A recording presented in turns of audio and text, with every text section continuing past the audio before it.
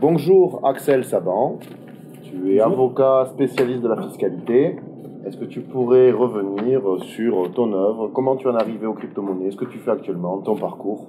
Je serais heureux de le découvrir, sachant que je précise, tout le monde verra le beau cadre qui est derrière nous. Donc c'est une interview qui a lieu en Polynésie française. Nous avions eu l'occasion d'être au PIX, bel événement qui fut un succès, qui a accueilli de nombreux participants, événement international en Polynésie française, au milieu de l'océan Pacifique. Quelque chose de magnifique, dont notre rédac-chef est à l'origine, Helmut Banner, qui ne doit pas être loin d'ici. Voilà, et dont le journal du coin était partenaire, et nous en sommes très heureux. Alors tout d'abord, merci Benoît et merci à toute l'équipe du Journal du Coin de me permettre d'intervenir et de livrer quelques anecdotes, un peu de mon parcours donner quelques renseignements sur la fiscalité crypto. Petit moment technique. C'est vrai ici? C'est parfait, je pense que... Ok.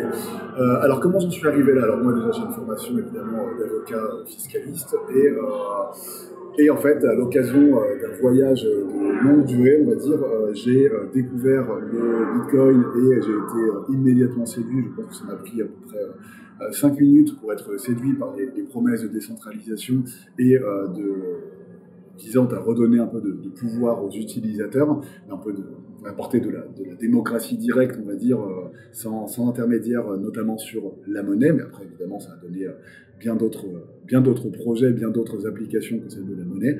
Bref, c'est de cette manière que je suis tombé dans les cryptos, et à mon retour de ce voyage de longue durée, j'ai immédiatement cherché à savoir si il existait de la documentation sur la fiscalité crypto. Donc ça, on se resitue dans le contexte, c'était fin 2017, en plein début de Bull Run 2017, et j'ai pu faire le constat que non, il n'y avait rien et que personne ne s'était vraiment lancé sur ce secteur.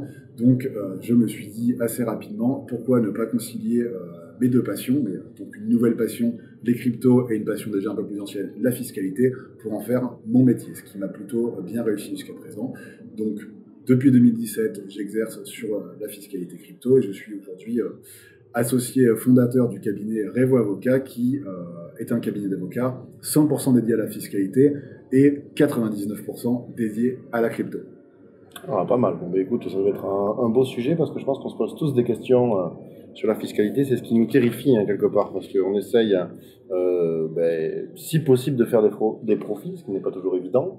Et quand profit il y a, fiscalité certainement il y a. Mais on va revenir sur ça. Tu as eu un petit passage aussi dans l'ADAN. Tu as des relations avec les parlementaires. Donc ton implication actuelle, elle est professionnelle au sein de ton cabinet d'avocat. Tu as d'autres implications peut-être du lobbying ou de la pédagogie Alors c'est plutôt du lobbying indirect, effectivement. Je fais partie, le cabinet fait partie de l'ADAN, l'Association pour le développement des actifs numériques, avec laquelle on travaille chaque année à sensibiliser les parlementaires sur des évolutions juridiques, comptables, fiscales et en général des évolutions de droit sur l'encadrement des actifs numériques. Alors j'interviens plutôt sur la partie fiscale et comptable, bien évidemment.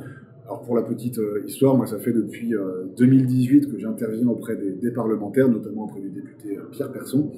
Parce qu'en 2018, j'ai fait partie j'ai co-animé plutôt avec un de mes confrères les cercles de réflexion, on va dire, sur la fiscalité crypto, ce qui nous a permis de déboucher notamment sur la loi de finances pour 2019 qui a mis en place un régime novateur de l'encadrement fiscal des cryptos, à savoir le régime que l'on connaît actuellement sur la fiscalité des particuliers, qui met en place le régime d'exonération crypto, qui est un régime unique aujourd'hui dans le monde.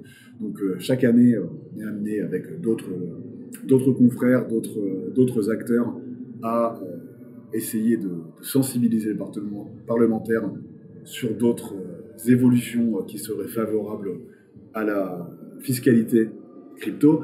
En parallèle, j'organise aussi des formations à destination d'experts comptables qui vont permettre un peu de sensibiliser ces personnes qui accompagnent beaucoup d'entreprises, évidemment, pour justement permettre en fait de diversifier l'offre d'accompagnement, parce qu'aujourd'hui, évidemment, c'est plutôt profitable et plutôt intéressant d'être parmi les rares personnes à pouvoir accompagner de manière efficace les particuliers comme les entreprises dans leur gestion fiscale des cryptos, mais ce serait bien évidemment mieux si la question était démocratisée.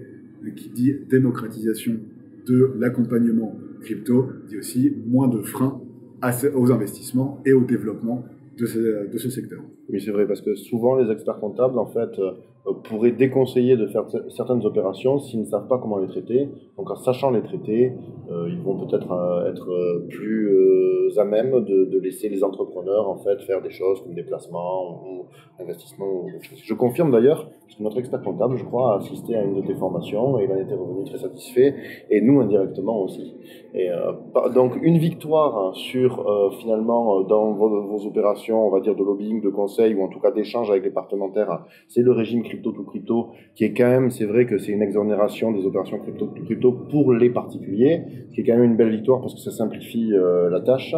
Et un regret, je crois que c'est Pierre Persson qui s'est retiré du monde politique. Alors est-ce que c'est momentané, définitif, on ne le sait pas, mais c'est vrai que c'était l'un de nos meilleurs alliés. Alors, il a effectivement tweeté il y a quelques heures, quelques jours, qu'il rendait son dernier rapport après un long travail, dernier rapport sur l'état de la réglementation sur les actifs numériques. Je ne sais plus dans son tweet s'il a annoncé officiellement qu'il se retirait, mais il me semble qu'il ne se représente pas une nouvelle mandature à l'Assemblée nationale.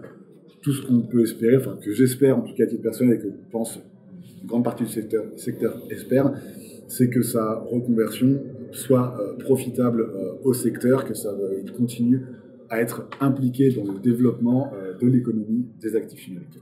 Bon, mais on verra, c'est le temps qui nous le dira. Alors là, on va entrer dans le dur. Donc en termes de fiscalité crypto, quelles sont les bonnes pratiques, les pièges à éviter, les choses à savoir? Commençons par les particuliers, en fait. Souvent, c'est la distinction occasionnelle, professionnelle, peut-être des règles déclaratives, vraiment les quelques règles à savoir quand on veut investir dans la crypto-monnaie ou quand on a investi dans la crypto-monnaie. Alors, il y a une première règle qui est assez contraignante. En réalité, c'est déjà de s'informer sur les réglementations, enfin, réglementations fiscales, des opérations que l'on va vouloir réaliser. Étant donné qu'on entend beaucoup parler du régime d'exonération de crypto, donc on est imposable seulement au moment de la conversion en euros, ou en tout cas d'utilisation de vos cryptos dans le monde réel.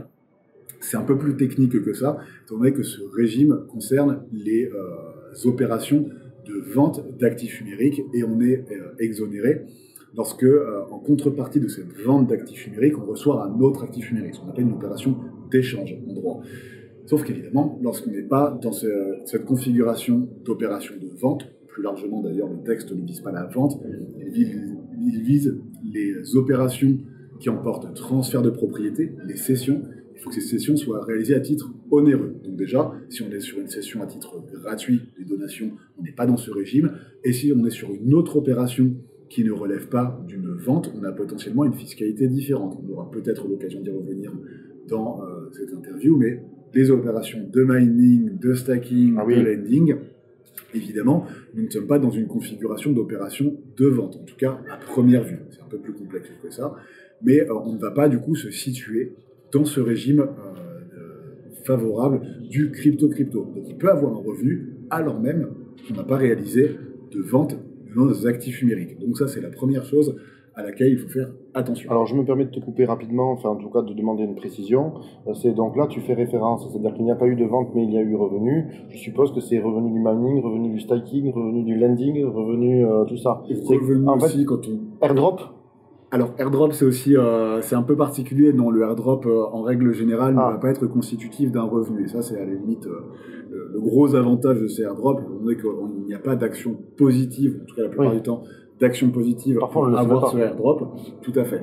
Donc on a un des rares champs en fait exclus de la fiscalité, je tiens à vous le préciser, c'est les airdrops. Donc vous pouvez continuer à chasser les airdrops sans le dire, parce que je suppose que ça repose sur une démarche passive justement. Exactement. Ok, très bien. Une petite nuance sur les airdrops, si vous travaillez pour un protocole de finance décentralisée par exemple, et que au titre de ce travail vous êtes rémunéré par un airdrop, évidemment, c'est de la rémunération d'un travail. Ce n'est pas un vrai airdrop, c'est une rémunération un peu déguisée. Donc, ce airdrop déguisé peut être lui-même constitutif d'un revenu. Étant donné que quand on est payé en crypto, on peut être imposé, que ce soit sur du bénéfice non commercial, du salaire. Un salaire qui est payé en crypto ou en euros reste un salaire. Pour résumer en fait la diversité des régimes applicables aux particuliers, il faut toujours regarder l'opération juridique qui est source de la perception des cryptos pour savoir quelle est son imposition. Donc on va faire un petit profil, on tente un exemple type. Donc j'investis 1000 euros dans une crypto quelconque. Alors là on pourra avoir un cas très particulier, ça serait Luna. J'ai investi 1000 euros dans Luna début 2021. Je suppose que ça monte très haut, je les conserve. J'ai fait, admettons, x10 ou peut-être même davantage au 31/12/2021. Donc j'ai fait euro to Luna. Luna a fait x10, je ne vends pas. Je suppose qu'il n'y a pas de fiscalité. Aucune imposition de plus-value latente en considérant bien entendu qu'elle est vraiment latente. À savoir que là c'est un des rares cas où on va aussi avoir une convergence de la fiscalité des particuliers, des entreprises ou des traders. C'est qu'une crypto qui est en hold pur et dur, vous avez cette crypto et vous la conservez au 31/12, vous avez toujours la même crypto, vous n'en avez absolument rien fait, il n'y a pas de plus-value latente dessus. En revanche, pour les particuliers, pas de moins-value latente non plus. On ne constate aucun gain ou aucune perte tant qu'on ne fait pas d'opération contre des euros pour les particuliers. Pour les entreprises, notamment les sociétés, à l'impôt sur les sociétés, c'est un peu différent parce qu'on doit constater les moins-values latentes via des mécanismes comptables qui sont propres à la fiscalité impôt sur les sociétés. Mais on ne constate pas la plus-value latente, on constate la moins-value latente. Donc ça peut être intéressant d'avoir certaines positions en perte. Et alors admettons que je convertisse ces Luna en UST. Je veux dire, bon là, normalement c'est une conversion crypto to crypto, donc pour un particulier, pas de problème. Aucun problème. Par contre, évidemment, si j'ai converti mes Luna pour des UST, c'était évidemment pour les placer dans Encore et bénéficier d'un rendement de 20%. Tout à fait.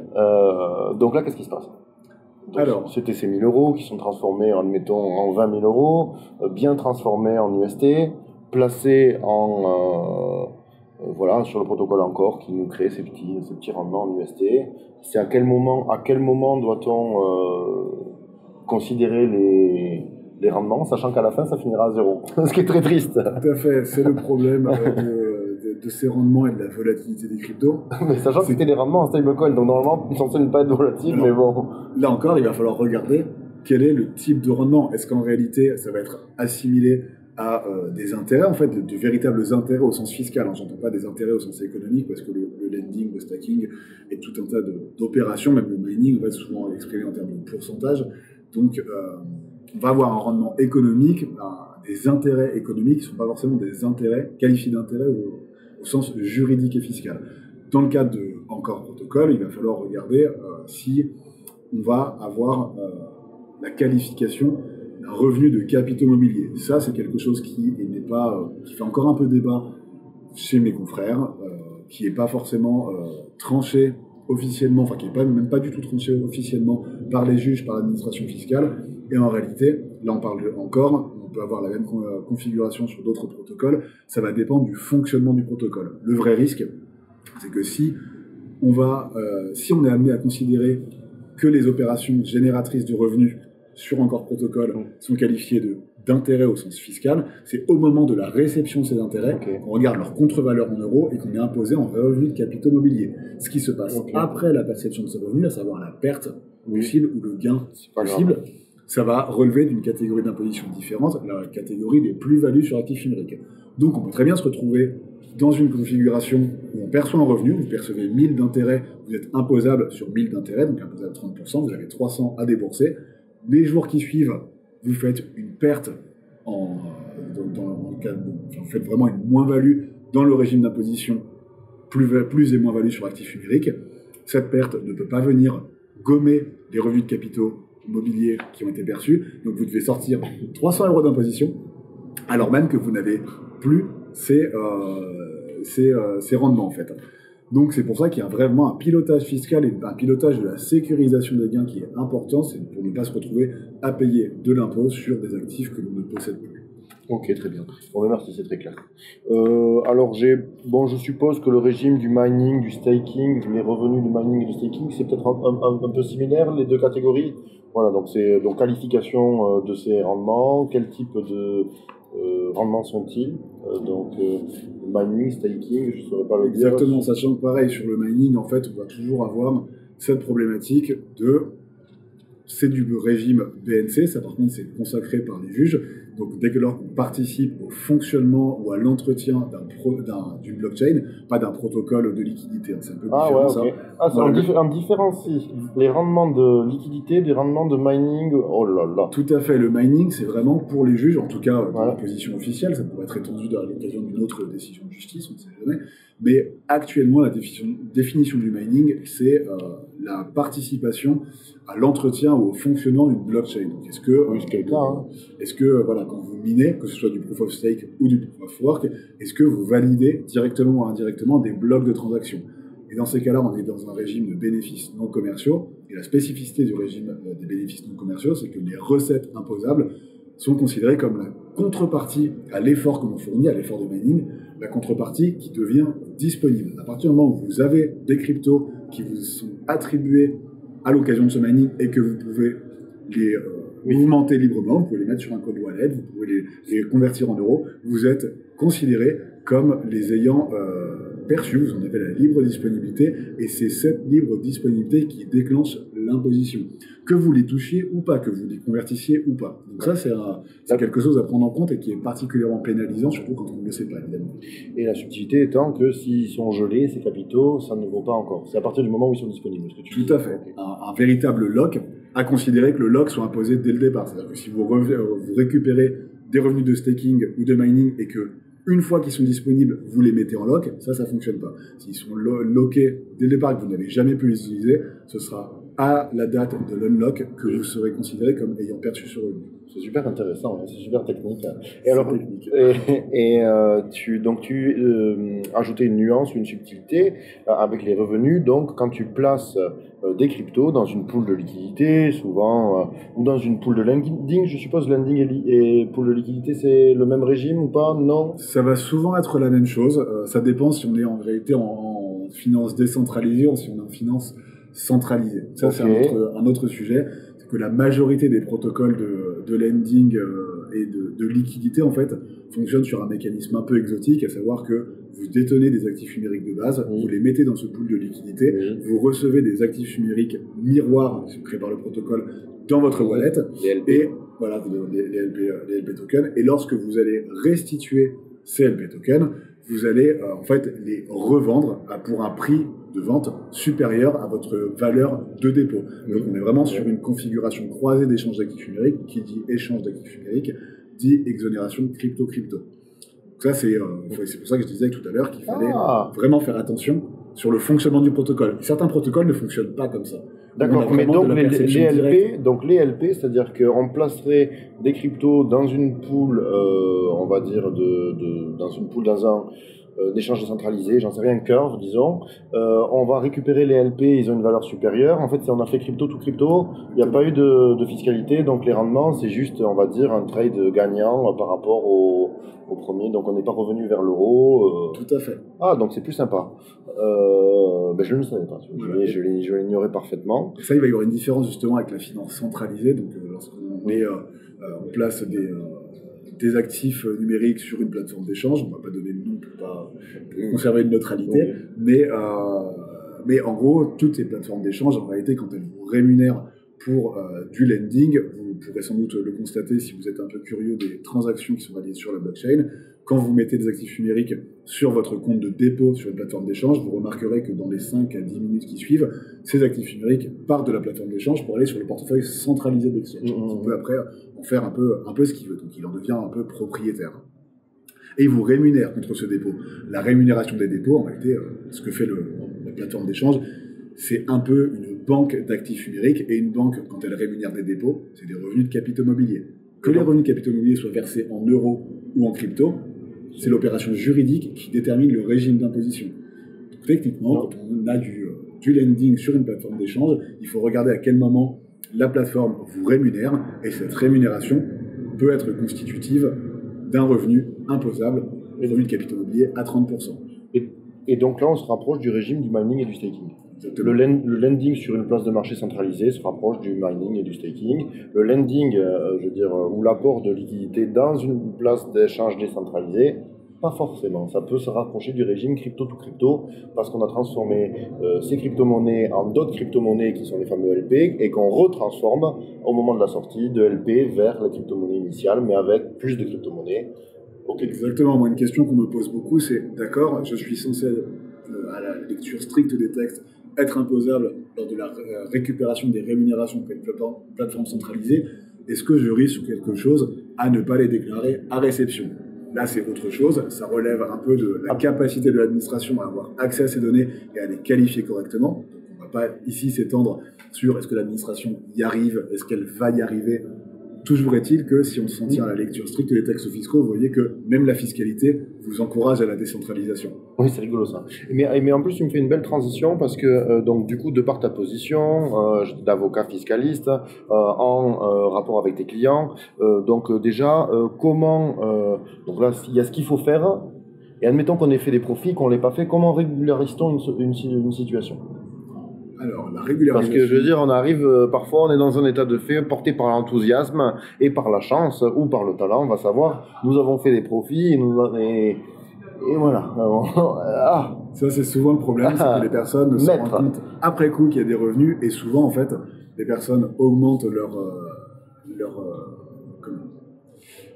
le nombre d'actifs numériques qu'ils détiennent. Donc pendant la détention, voilà, ils ne se soucient pas trop des régimes d'imposition, ils décident de ne rien déclarer par ignorance de bonne foi ou parfois un peu moins de bonne foi.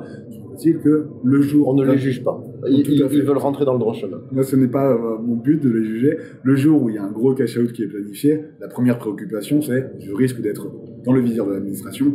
Comment je fais pour éviter le contrôle? Alors, éviter le contrôle, c'est rarement possible, mais en tout cas, anticiper les conséquences néfastes d'un contrôle pour être en parfaite conformité. Il n'y a pas 36 000 solutions, ça consiste souvent à récupérer l'intégralité de vos données de trade et aller voir un professionnel. Moi, ça peut être un de mes confrères, ça peut être...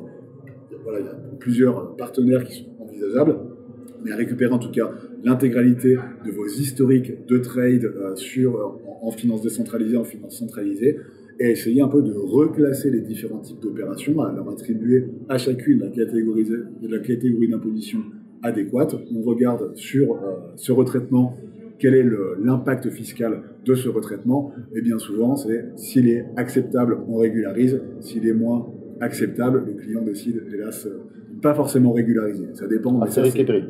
À ses risques et périls, tout à fait. Et donc toi, c'est quelque chose que tu fais quotidiennement. En fait, tu accompagnes des investisseurs, des traders qui ont fait des profits et qui cherchent, je suppose, à régulariser leur situation ou à être encadrés. Enfin, ça fait partie de ton métier.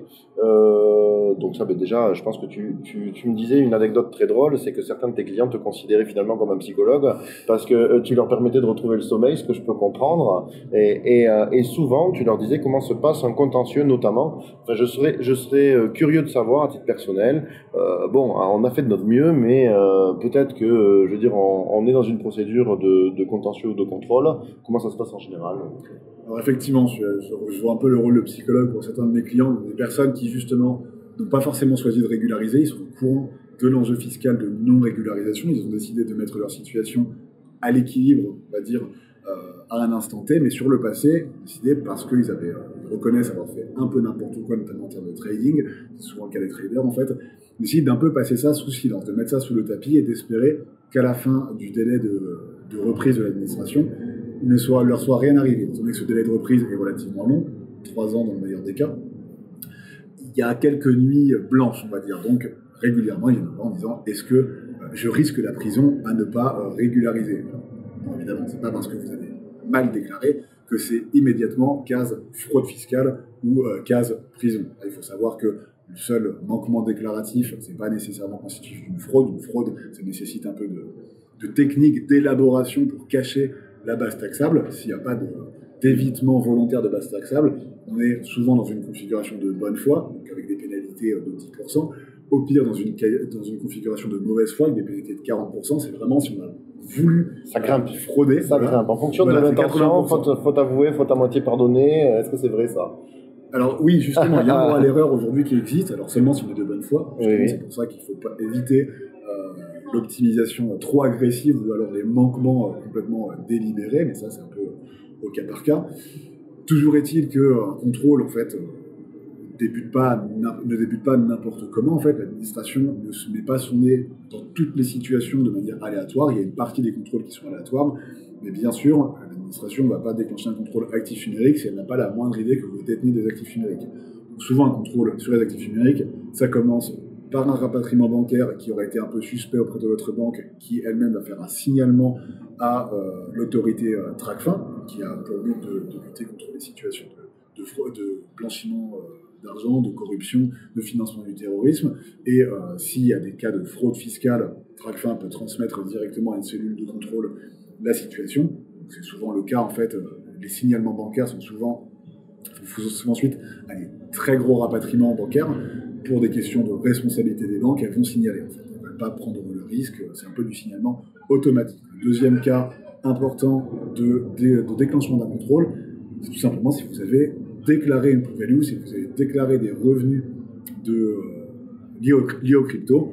Qui dit revenu crypto dit un peu suspicion a priori de la part de l'administration. Et si les revenus sont importants, ça peut être en valeur absolue, ça peut être en valeur relative par rapport aux autres revenus, mais en tout cas, qualification d'un revenu important, enfin existence d'un revenu important, dit bien souvent question de l'administration. Les questions peuvent être relativement brèves, ça peut être juste une demande d'éclaircissement, de justification, juste poser quelques questions et si les réponses sont satisfaisantes, ça s'arrête là, ou ça peut entraîner un contrôle un peu plus important. Après, je suppose que c'est toujours mieux d'avoir payé en amont, c'est-à-dire que si on a fait un cash-out et qu'on l'a déclaré, qu'on a payé aux impôts, c'est quand même sans doute toujours mieux vu que n'avoir rien fait, de prendre un contrôle et là, le dossier, il doit être plus light, non? Donc, Voilà, en général, même si l'administration va vouloir, sur certains cas, organiser des requalifications d'activité, donc elle ne va pas vouloir... elle ne va pas accepter une déclaration en tant que particulier à la flat tax, mais elle va essayer de vous imposer en tant que trader professionnel, au régime des bénéfices industriels et commerciaux, avec le barème progressif. Ça, c'est un enjeu, mais un des enjeux de la déclaration en amont, ça va être un peu la présentation du dossier, l'ambiance du dossier en cas de contrôle. Évidemment, si vous avez tout fait pour être en conformité déclarative, en conformité vis-à-vis de vos obligations fiscales, l'administration aura moins tendance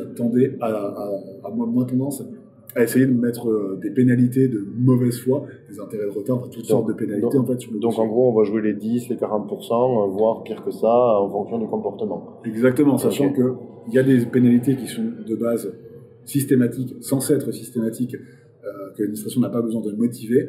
Dans certains dossiers où la personne a vraiment fait le maximum pour être en conformité, l'administration peut être amenée à ne mettre aucune pénalité. À l'inverse, d'autres personnes qui ont essayé d'être en conformité, parce que l'administration ne sait pas vraiment ce qu'il fait, ça peut arriver, mais c'est rare dans des contentieux crypto, ça peut arriver de mettre en place des pénalités de manquement délibéré. Fraude fiscale, actuellement, je n'ai jamais vu. Certains dossiers récents que j'ai eus au cabinet pourraient donner lieu à une évolution à ce niveau-là. C'est des personnes qui font d'énormes cash-out de manière un peu cavalière. Et c'est vrai que quand il y a plusieurs millions, plusieurs dizaines de millions qui arrivent sur un compte en banque d'une personne qui est au chômage et que la personne fait ce rapatriement sans avoir prévenu sa banque, sans avoir, enfin vraiment en sortant du bois, sans rien, et évidemment l'administration pourrait être interloquée. Exactement, voilà, c'est le terme que je cherchais. Bon, d'accord, très bien. Alors, tu l'as évoqué brièvement, donc un des enjeux, c'est la qualification particulier ou professionnelle. Est-ce que tu nous, en quelques mots, est-ce que tu nous dirais, je sais que c'est une appréciation au cas par cas, donc sans doute subjective, il n'y a pas de critères objectifs, mais enfin, je suppose qu'il y a une doctrine, enfin pas une doctrine, une jurisprudence peut-être, des choses comme ça. Alors, il n'y a pas de jurisprudence. Pas de jurisprudence, il y a une doctrine administrative qui est particulièrement mal adaptée, mais ce qu'il faut savoir, alors on peut entrer dans le détail, mais à l'occasion de la conférence PIX où nous sommes, à laquelle nous avons assisté récemment, il y a eu une intervention notamment d'un trader professionnel. L'intitulé de la conférence était YouTube Mouvement. Trader est un vrai métier. Et il se trouve que, même si ça peut paraître assez obscur pour les personnes qui ne savent pas ce qu'est un vrai trader, Être trader, ça s'improvise rarement. Pour l'anecdote, j'accompagne beaucoup de traders professionnels dans le cadre de mon activité. J'ai pas un seul trader professionnel qui est venu me voir pour me demander une consultation sur la qualification occasionnelle habituelle. Ils sont vraiment venus en me disant « Je suis un trader, comment optimiser la fiscalité de mon activité de trading professionnel ?» Et dans 99% des cas, une personne qui s'interroge sur le fait qu'elle ait un trading habituel ou occasionnel, dans 99% des cas, ce sera juste occasionnel, parfois avec une certaine intensité, mais ils vont réaliser des gains un peu par chance, mais pas forcément avec des vraies stratégies de trading, pas forcément avec des moyens professionnels de trading. Donc évidemment, après, comme je le disais, il n'y a pas de jurisprudence actuellement, donc l'administration considère dans sa doctrine qui n'est pas opposable au contribuable. Ça lie l'administration, mais ça ne lie pas le contribuable, c'est toujours le juge qui a raison en fin de compte. Et l'administration considère que il faut plutôt avoir une analyse quantitative du trading. Il y a des volumes, il y a des fréquences, des montants de gains.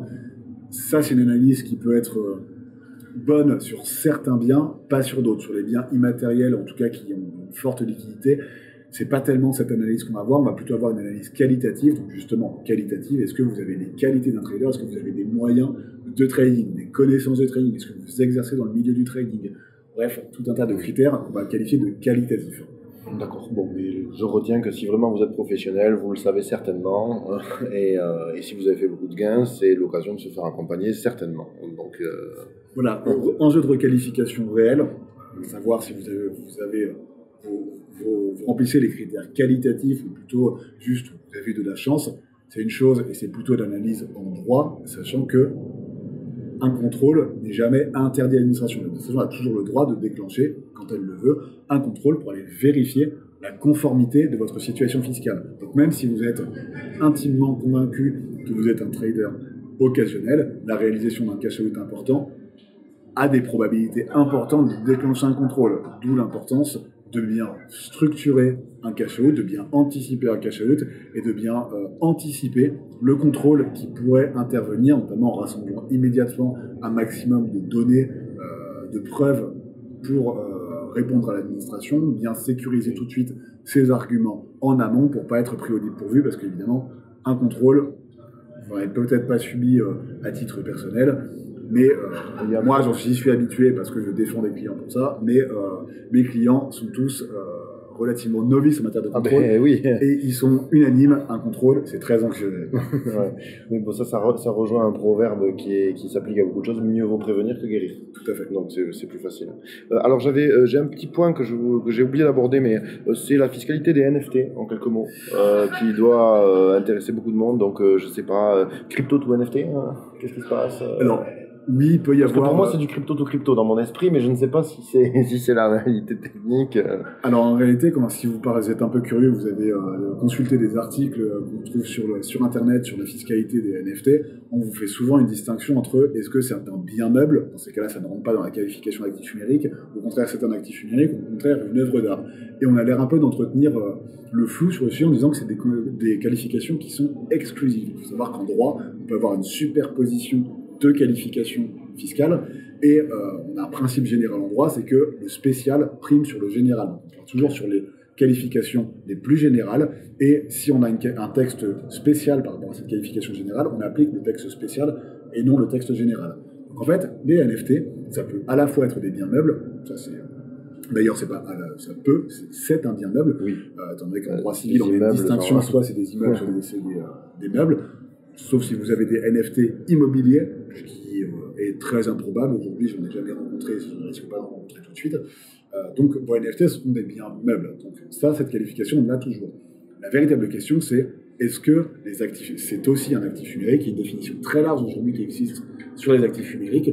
Donc, il y a d'énormes probabilités pour que le NFT soit à la fois un bien meuble et un actif numérique. S'il présente les caractères fiscaux d'une œuvre d'art, il sera en plus qualifié d'œuvre d'art. Quelle horreur. Donc, mais ils sont laids. La plupart sont très laids. Donc, Alors, est-ce que c'est pas c'est un jugement esthétique? Non. Voilà, non, l'œuvre d'art n'est absolument pas un jugement esthétique. On s'en doutait, hein, parce qu'au vu de certaines œuvres...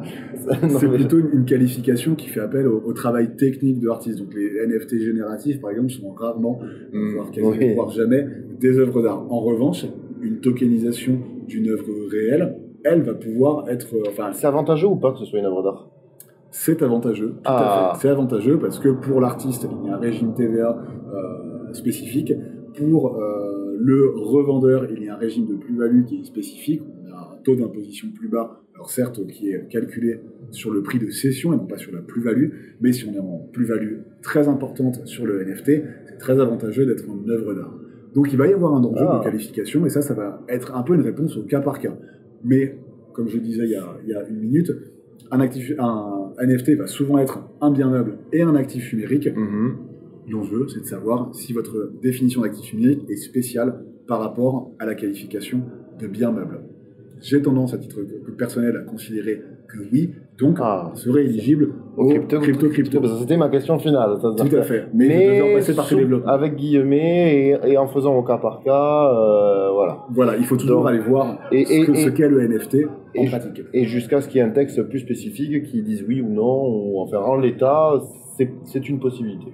Tout à fait. Sachant que si votre NFT est représentatif d'un bien encore plus spécial que la définition de l'actif numérique, par exemple un titre financier, une tokenisation de la propriété d'un ordinateur, évidemment, tokeniser la propriété d'un ordinateur, on tokenise l'ordinateur. Donc il va y avoir, c'est toujours un enjeu de savoir qu'est-ce qu'on tokenise et si ce qu'on tokenise bénéficie d'un régime fiscal plus spécifique que le régime des actifs numériques. D'accord, mais on va quand même simplifier. Je veux dire, du point de vue de l'utilisateur en général, qu'est-ce qui se passe? Il fait euro to crypto et crypto vers NFT. Donc, c'est communément admis qu'on soit dans l'exonération crypto. Voilà, et donc il va acheter un collectible quelconque. Donc je pense pas qu'on soit vraiment dans l'œuvre d'art et on se rapproche de l'actif numérique. Donc l'usage pour l'instant c'est crypto. Tout à fait. C'est pas un conseil fiscal bien entendu, mais je vous encourage évidemment à vérifier les qualités des NFT, mais oui, d'une manière générale. Oui, mais sachant que les NFT sont beaucoup plus variés que les simples collections de 10 000 quelque chose. Tout à fait. Ok, ça c'était pas mal. Eh bien, écoute, on arrive sur la fin de l'interview, donc on va raccrocher par exemple à notre cadre ici, qui est le cadre polynésien. Est-il possible, je veux dire, d'avoir une fiscalité douce en France? Y a-t-il des méthodes disons que n'est-il pas intéressant de s'expatrier à un moment? Quelle est entre expatriation? Quelles seraient les destinations d'expatriation ou tes recommandations pour rester en France? Est-ce que l'expatriation est inévitable? Auquel cas, quelle destination recommandes-tu? Non, elle n'est pas inévitable. L'enjeu de l'expatriation, en fait, ça va être principalement d'éviter un risque de contrôle. Parce que moi, à titre personnel, j'ai beaucoup de personnes que j'ai accompagnées dans des expatriations qui ne sont absolument pas contre la fiscalité à 30% en cas de conversion en euros. D'ailleurs, leur principal motif d'expatriation, c'est parce qu'ils veulent convertir leurs actifs numériques en euros. Ils sont certes d'accord pour payer 30%, en revanche, ils ont une peur panique des décisions de l'administration et une peur panique du contrôle fiscal, même si, de prime abord, il y en a beaucoup qui n'ont rien à se reprocher, mais ils veulent absolument éviter un contrôle, et sachant que l'administration aujourd'hui a tendance à faire un peu n'importe quoi sur les contrôles liés aux actifs numériques, ils veulent absolument éviter cette case un peu douloureuse qui peut durer de longues années. Encore une fois, c'est particulièrement anxiogène un contrôle. Donc ils vont s'expatrier. Mais évidemment, c'est pas obligatoire. Il y a beaucoup de personnes qui restent tout de même en France, qui payent 30% et qui anticipent juste un contrôle. C'est compliqué aujourd'hui. Il y a des solutions qui peuvent être creusées, mais c'est compliqué aujourd'hui de passer à côté de cette fiscalité à 30%. Étant donné que quand on va mettre des cryptos en société, dans la plupart des cas, par exemple, on va avoir une fiscalité. Mais 30%, je suppose que c'est quand même acceptable, disons, par la plupart des gens. En fait, ce dont ils ont peur, je suppose que c'est la qualification professionnelle, de se retrouver avec des taux de taxation à 60-70%. Et existe-t-il des cas où cette taxation est inévitable?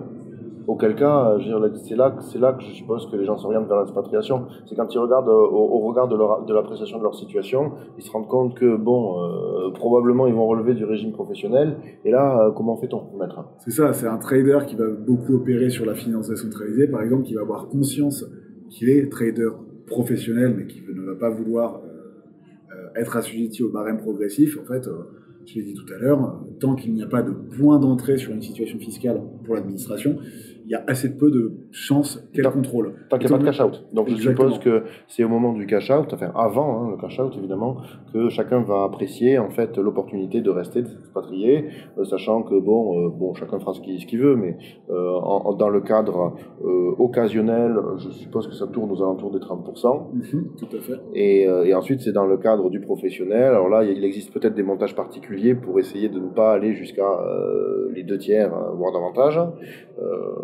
Il existe des montages ou pas?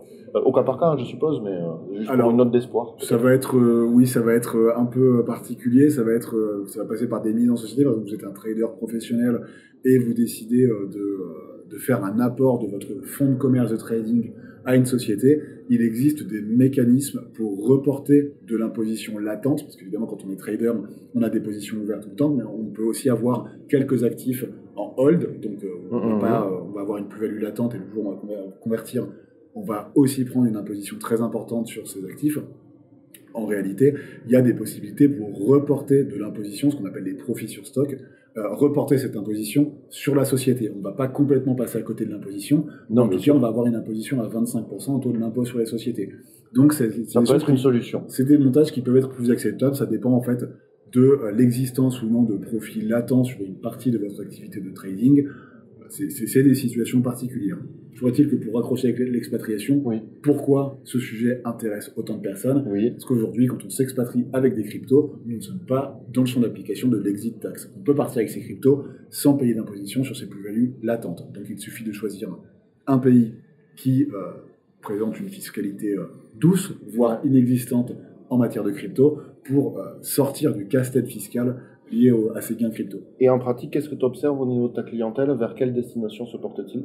À tort ou à raison, sachant que ce n'est pas forcément uniquement fiscal, c'est-à-dire que c'est ce que tu me disais, je crois, en off, c'est que l'expatriation, c'est avant tout une expatriation personnelle, c'est-à-dire qu'il s'agit de vivre. Toi, tu n'accompagnes pas les gens qui souhaitent faire une expatriation qui n'en est pas une.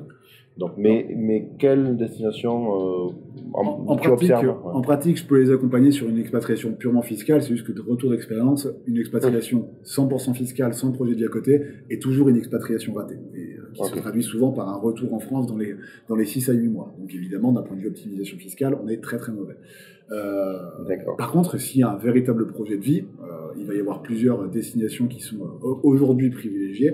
Alors pour rester aux frontières, quasi-frontières de la France, il y a beaucoup de personnes qui s'expatrient au Portugal, qui présentent aujourd'hui une fiscalité douce. Alors, il y a quelques initiatives récentes du Portugal pour taxer les plus-values de cession d'actifs numériques. Donc, savoir si ce régime va perdurer, c'est autre chose. Il faut bien prendre en compte l'évolution et la prospection de l'évolution des textes fiscaux pour choisir une destination d'expatriation. Savoir si en fait la tendance globale du pays est plutôt vers une dérégulation fiscale ou plutôt vers une faille fiscale. Si c'est une faille du système fiscal, c'est pas forcément une destination à recommander parce que cette faille pourrait être comblée rapidement. Si au contraire c'est une volonté de dérégulation, ça peut être un bon choix à long terme. On a notamment cité les Émirats Arabes Unis, donc Dubaï, qui a une forte attractivité pour le secteur crypto. Aujourd'hui, on est plutôt dans une optique de dérégulation, enfin d'absence de régulation à Dubaï. Il n'y a pas forcément beaucoup d'initiatives du législateur pour mettre en place une fiscalité lourde, mais ça ne concerne pas forcément les cryptos. Donc c'est une destination qui est souvent demandée par mes clients. C'est souvent Portugal, Dubaï, assez peu en réalité les pays qui présentent une fiscalité très douce, très exotique, notamment le Salvador, parce qu'il y a le Bitcoin en tant que monnaie légale. En fait, l'absence de convention fiscale avec le Salvador et de toute façon le rythme de vie, le mode de vie au Salvador emporte aujourd'hui assez peu l'adhésion. Donc il y a beaucoup de pays qui sont intéressants fiscalement, mais qui n'emportent pas l'adhésion d'un point de vue rythme de vie. Et et c'est tout à fait normal et recommandé de faire attention au projet de vie qui est derrière. Et j'ai ma dernière question qui est, là c'est la prospective, c'est un exercice, c'est comment tu vois l'évolution de la réglementation en France et en Europe vers plus de douceur, plus de rigidité, quels sont tes souhaits, éventuellement tes regrets s'il y en a déjà, et ton estimation. C'est un peu difficile de dire ça parce que ça va évidemment dépendre C'est la dernière question. Voilà, des tendances politiques des prochaines années. Aujourd'hui, sur la tendance politique actuelle, en tout cas du dernier quinquennat en France, on était plutôt sur une dynamique, même si beaucoup de personnes n'avaient pas cette sensation-là, plutôt sur une dynamique assez bienveillante. En réalité, l'absence de bienveillance, enfin, ce qu'on attribue à une absence de bienveillance était plutôt attribuable à une ignorance des politiques sur la crypto, ou parfois un peu de lobby d'industrie anti-crypto, mais d'une manière générale, il y avait plutôt une bienveillance et on s'orientait plutôt sur une absence de fiscalité, justement, tant qu'on n'avait pas un passage en euros. Il y a beaucoup de travaux qui sont menés à la DAN, notamment, pour essayer de mettre en place un cadre de neutralisation crypto aussi en entreprise, en société, ce qui n'existe pas aujourd'hui. Donc, les politiques sont réceptives sur cette évolution. Il faut juste essayer de trouver quelque chose qui est cohérent. Mais n'est-ce pas au niveau européen que tout se joue en fait par rapport à la France?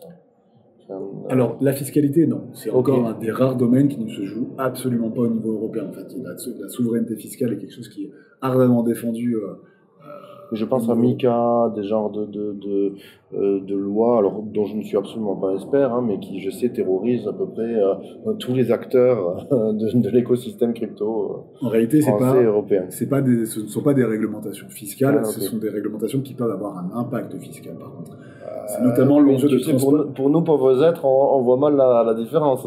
Voilà, mais en fait, ces réglementations-là ont un impact important en matière de transparence fiscale, en matière de transparence des actifs numériques, et donc savoir si on est plutôt dans la conformité, non-conformité. En fait, l'administration qui a plus de transparence, ça veut dire une administration qui va avoir plus d'accès à vos situations avant que vous ayez pris l'initiative de vous interroger sur votre conformité fiscale, donc prendre le risque d'un contrôle, alors même que vous seriez de bonne foi. On l'évoquait tout à l'heure, quelqu'un qui fait beaucoup d'opérations et qui, au moment d'un cash-out, s'interroge sur sa conformité fiscale, il n'aura pas forcément besoin d'attendre le cash-out pour avoir ce coup près de la conformité fiscale. Moi, j'avais ma frayeur, c'était plutôt concernant les stablecoins. En fait, il n'y aurait pas une réglementation spécifique ou des requalifications qui feraient que cette absence de fiscalité crypto française pourrait être impactée par un cadre plus grand, celui européen, qui viendrait requalifier cet actif,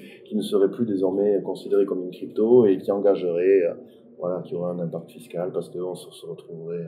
Alors, là encore, en fait, ça va vraiment jouer au niveau de la définition française des actifs numériques, c'est pas une définition européenne. En fait, on a une définition dans le Code monétaire et financier, définition qui est reprise par le Code général des impôts, qui donne des critères de définition des actifs numériques, critères qui sont très larges, et aussi certains critères d'exclusion. Il y a un débat qui existe actuellement, c'est reconnaissance par le Salvador, et peut-être bientôt par d'autres pays, du Bitcoin en tant que monnaie ayant cours légal. Est-ce que ce Bitcoin reste un actif numérique ? Certaines personnes tranchent en faveur du non, ce n'est plus un actif numérique, donc potentiellement acheter du Bitcoin, ça fait sortir une plus-value crypto, ce qui serait particulièrement pénalisant. En réalité, il y a aussi des arguments qui existent, qui nous feraient penser que les stablecoins ne sont pas non plus des actifs numériques, dans ce sens-là, parce qu'un des critères d'exclusion, c'est l'adossement à une monnaie ayant cours légal. Le fait qu'un actif numérique soit adossé à une monnaie ayant cours légal nous ferait sortir de la définition des actifs numériques.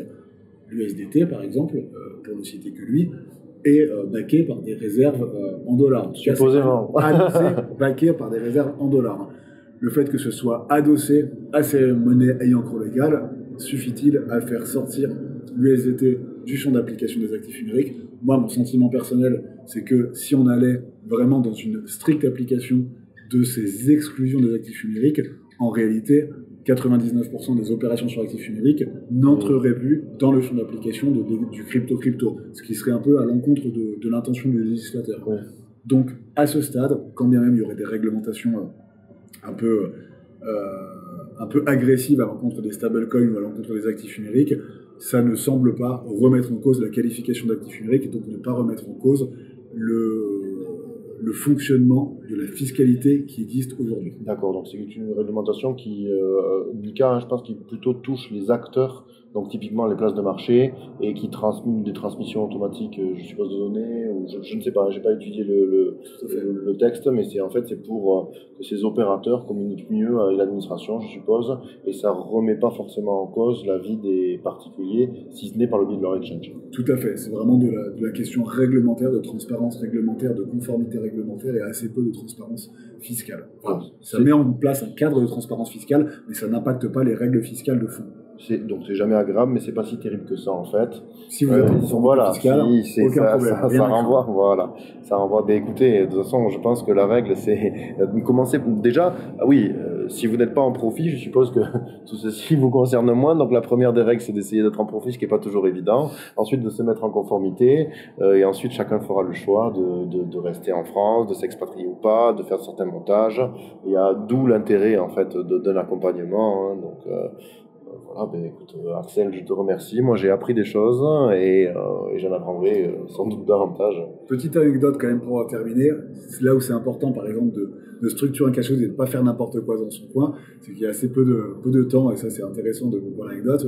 J'ai une personne, un de mes clients, qui a pris l'initiative, alors que je lui avais recommandé de planifier son cash out, qui a pris l'initiative de faire un rapatriement bancaire très important, personne qui était au chômage depuis plusieurs années, en tout cas qui était en dehors des seuils, des radars de l'administration, qui a pris l'initiative de faire un cash out très important, de l'ordre de plusieurs millions, sans avertir sa banque. Donc forcément, énorme suspicion de la part des banques. Il faut savoir que l'administration, elle n'est pas forcément tout le temps tendre avec les contribuables. Quand elle a une véritable suspicion de fraude, il y a un recours assez intrusif, plutôt que de vous demander gentiment est-ce que vous pourriez nous donner vos relevés de trade, plutôt que d'aller demander gentiment aux plateformes est-ce que vous pourriez nous communiquer les données de trade de cette personne.